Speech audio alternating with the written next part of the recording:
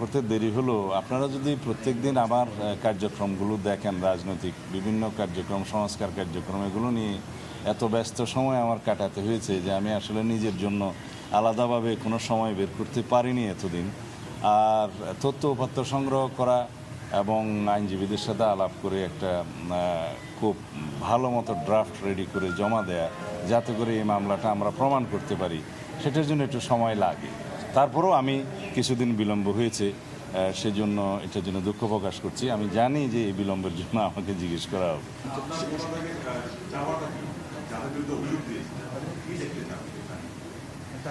আমি কি দেখতে চাই সেটা ন্যায় বিচার না।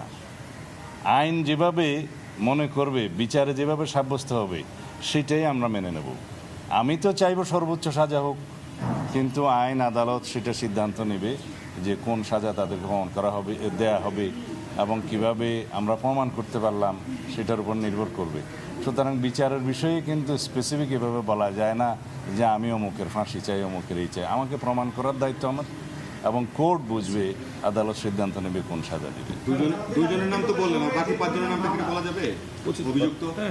আমার প্ল্যান্টের মধ্যে যতটুকু আছে যে শেখ হাসিনা এবং তৎকালীন স্বরাষ্ট্রমন্ত্রী আসাদুজ্জামান কামাল, বেনজির আহমেদ, এ কে এম শহীদুল হক, মেজর জেনারেল জিয়াউল হাসান, আসাদুজ্জামান মিয়া, মনিরুল ইসলাম, এই পর্যন্ত আমরা নাম মেনশন করেছি।